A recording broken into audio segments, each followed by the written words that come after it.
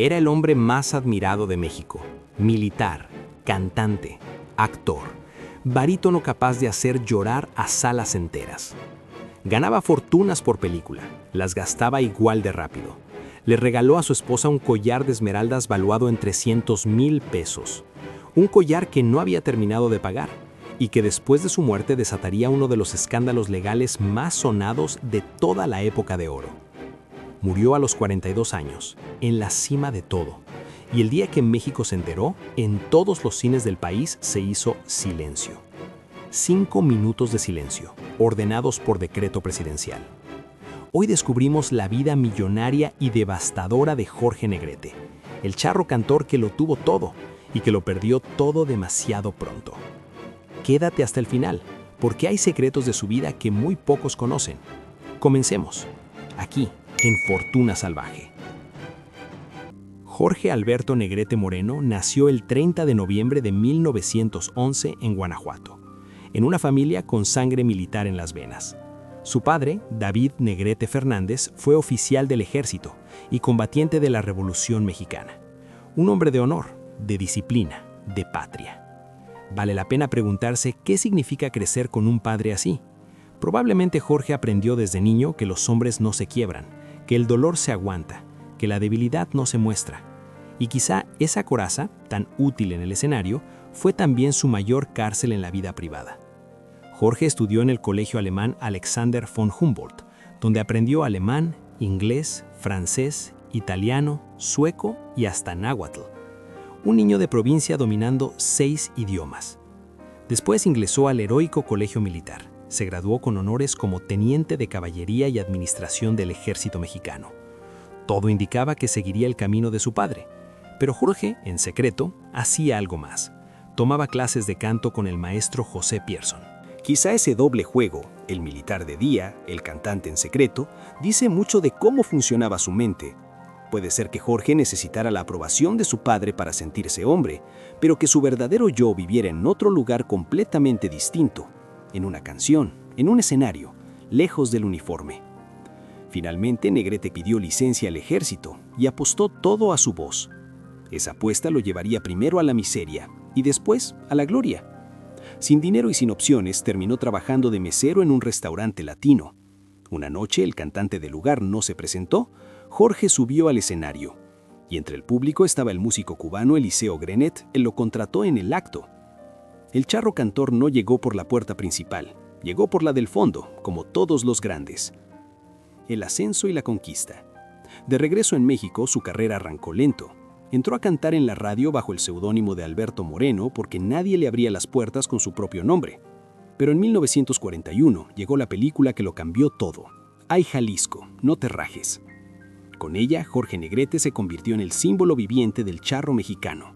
Valiente, apasionado, con la voz que quebraba el aire. Y esa imagen lo llevó más allá de México. Quizá lo más interesante es que Jorge Negrete interpretó al mismo personaje dentro y fuera de la pantalla. El charro galán, el macho valiente, el hombre sin miedo. Pero probablemente ese personaje también fue una trampa, porque cuando la vida real exigió ser vulnerable, en el amor, en la enfermedad, en las deudas, puede ser que no supiera cómo hacerlo, que el charro no tenía manual para eso.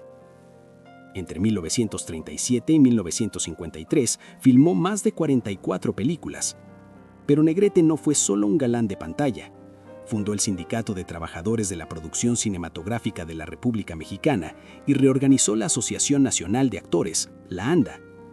Eso le ganó enemigos poderosos, productores que lo veían como una amenaza. La campaña de rumores en su contra, que era arrogante, aristocrático, que despreciaba la música del pueblo, fue orquestada precisamente por quienes él combatía. Pedro Infante, su supuesto rival, nunca lo vio como enemigo. Fue Negrete quien recomendó a Infante para su primer papel estelar, y fue Pedro quien llegó al hospital, en los últimos días de Jorge, a visitarlo con un tren eléctrico de regalo. «De niño siempre soñé con uno así», le dijo Jorge. Esa anécdota del tren eléctrico parte el alma, porque revela algo que quizá nadie esperaba. Detrás del charro invencible había un niño que nunca tuvo lo que quería, y que al final de su vida, enfermo y con deudas, lo que más le alegraba era un juguete.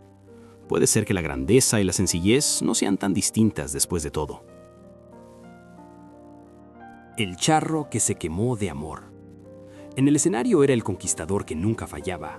En la vida real, Jorge Negrete fue un hombre que amó de manera desordenada y que pagó un precio muy alto por eso. Su primer amor serio fue Elisa Christie Asperó, conocida como Elisa Christie, bailarina y actriz de ascendencia española. Se conocieron en 1938 durante el rodaje de La Valentina. Se casaron en 1940 en Miami y en 1942 Elisa quedó embarazada de Diana, la única hija de Jorge. Ese mismo año, en el set de Ay Jalisco no te rajes, Jorge conoció a Gloria Marín. La química fue tan evidente que nadie intentó ocultarla, incluido el propio Jorge, que seguía casado, con Elisa embarazada. Elisa se enteró y en lugar de quedarse, se fue. Se divorciaron en 1942. Hay algo profundamente digno en la decisión de Elisa Christie. Probablemente era la persona más serena de toda esa historia y, sin embargo, fue la única que actuó con claridad. Quizá las personas que más quieren a alguien son precisamente las que tienen la valentía de soltarlo cuando ya no hay nada que hacer. Eso requiere una fortaleza que pocas veces se nombra. Entonces comenzó el romance más largo de la vida de Jorge, Gloria Marín. 10 años juntos, 11 películas filmadas en pareja, adoptaron una niña. Vivieron como una familia sin llegar al altar. El fotógrafo Raúl Corrales, amigo íntimo de Negrete, lo diría años después sin rodeos. A Jorge no lo mató la cirrosis, lo mató su desmedido amor por Gloria. En 1952, Gloria Marín puso fin a la relación. Las agendas, los celos, los años de desgaste, 10 años convertidos en cenizas. Y semanas después, semanas, no meses, Jorge Negrete se casó con María Félix. Muchos lo vieron como despecho, otros como locura. La misma mujer con la que se había odiado durante 10 años en el set. Y el regalo de bodas fue una joya legendaria, un collar de esmeraldas valuado en 300,000 pesos, que Jorge aún no había terminado de pagar. Ganaba mucho, gastaba más. En 1945, la revista México Cinema publicó la lista de los actores mejor pagados del país. Jorge Negrete aparecía con 75,000 pesos por película. Para que eso tenga contexto, el salario mínimo en México era de unos 3 pesos diarios. Jorge ganaba en una sola película lo que un trabajador no vería en décadas. A eso súmale los conciertos, las giras por toda América Latina y España, las grabaciones. Era sin duda uno de los hombres más ricos del espectáculo mexicano. Pero había un problema. Jorge Negrete ganaba mucho y lo gastaba todo. Su amigo íntimo lo resumió en una frase que quedó para la historia. Don Jorge ganaba mucho dinero, pero no era rico, por ser despilfarrador. Peso sobre peso lo gastaba a manos llenas. Quizá el derroche de Jorge Negrete no era irresponsabilidad, sino algo más profundo. Probablemente había en él una necesidad constante de demostrar que había llegado, que el niño que sirvió mesas en Nueva York nunca más volvería a hacer eso. El dinero que se gasta a manos llenas a veces no compra lujos, compra seguridad, compra identidad. Puede ser que Jorge comprara en cada peso gastado la certeza de que valía.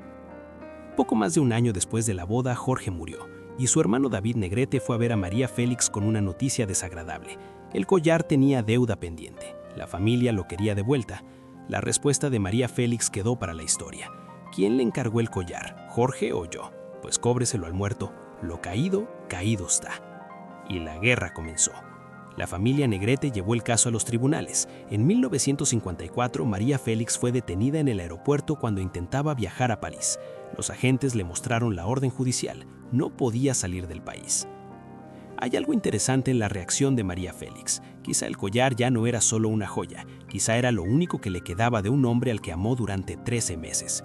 Y puede ser que devolverlo hubiera significado en algún nivel devolver ese amor, perderlo 2 veces. Quizá la doña no peleó por la joya, peleó por el último rastro de algo que ya no podía recuperar. El caso llegó hasta el Tribunal Superior de Justicia. En 1957, el tribunal ordenó devolver la joya. María Félix pagó $500,000 en un fideicomiso a favor de Diana, la única hija de Jorge. En total, para quedarse con un collar de 300,000 pesos, la doña desembolsó más de $1,000,000 entre fianzas, hipotecas y fideicomisos. Años después confesó que había desmantelado el collar. Las esmeraldas de Jorge Negrete terminaron, según se rumora, en su collar Cartier de cocodrilos, convertidas en algo nuevo, como si el pasado pudiera transformarse. La muerte que paralizó a un país. A finales de 1953, Jorge Negrete estaba enfermo. Su médico se lo había dicho con claridad: no viajes. Tenía una hepatitis C crónica que llevaba años destruyendo su hígado en silencio, una enfermedad que en aquella época no tenía tratamiento efectivo. Pero Jorge tenía deudas que pagar, compromisos artísticos en Los Ángeles que no podía cancelar, y se fue, en contra de la opinión de su doctor. El 5 de diciembre de 1953, mientras asistía a una pelea de box del mexicano Raúl Macías en Los Ángeles, a Jorge Negrete se le reventó una variz del esófago, una hemorragia interna masiva. Lo llevaron de emergencia al hospital Cedars-Lebanon. Entró en coma. María Félix llegó de París en cuanto pudo, su madre también, las dos mujeres que más lo amaban a su lado, esperando. Esa misma noche, el 5 de diciembre de 1953, Jorge Alberto Negrete Moreno falleció. Tenía 42 años. La causa oficial, cirrosis hepática originada por el virus de la hepatitis C. En México, la noticia cayó como un golpe en el estómago. En todos los cines del país apareció el aviso en pantalla. Por decreto, se guardaron 5 minutos de silencio en todas las salas del país, al mismo tiempo. El presidente Adolfo Ruiz Cortines ordenó que los restos llegaran en un avión del gobierno federal cubiertos con el lábaro patrio y que fueran velados en el Palacio de Bellas Artes. El 7 de diciembre, más de 10,000 personas se congregaron en el aeropuerto de la Ciudad de México para recibirlo. Vale la pena detenerse aquí un momento. ¿Por qué lloró México de esa manera por Jorge Negrete? Probablemente no solo por sus canciones o sus películas, quizá porque él representaba algo que la gente necesitaba creer, que un mexicano podía ser lo más grande del mundo, que la voz, el carácter, el orgullo nacional no tenían que pedir permiso a nadie. Puede ser que cuando Jorge murió, México sintió que perdía esa certeza junto con él. 42 años, en la cima de todo, con una esposa que lo amaba, con deudas que no alcanzó a pagar, con canciones que el mundo tarareaba y con un corazón que, según su mejor amigo, ya estaba roto mucho antes de que el hígado lo fallara. Quizá el legado más honesto de Jorge Negrete no está en las películas ni en las canciones, está en la contradicción, en el hombre que fue fuerte y frágil al mismo tiempo, que tuvo todo y no supo guardarlo, que amó con intensidad y sin método, que murió en deuda con el mundo pero acreedor del cariño de un país entero. Puede ser que eso sea lo más humano que alguien puede dejar. Algunas estrellas brillan intensamente y después se apagan. Otras se quedan para siempre. Jorge Negrete se quedó para siempre. En el próximo video descubriremos la vida de Irma Serrano, la tigresa, la que tuvo mansiones, joyas y amantes en los palacios del poder, la que se atrevió a hacer lo que ninguna mujer de su época se atrevía, la que convirtió su vida en un escándalo y el escándalo en su mayor fortaleza. Porque mientras alguien recuerde, los grandes nunca mueren. Nos vemos en el próximo video.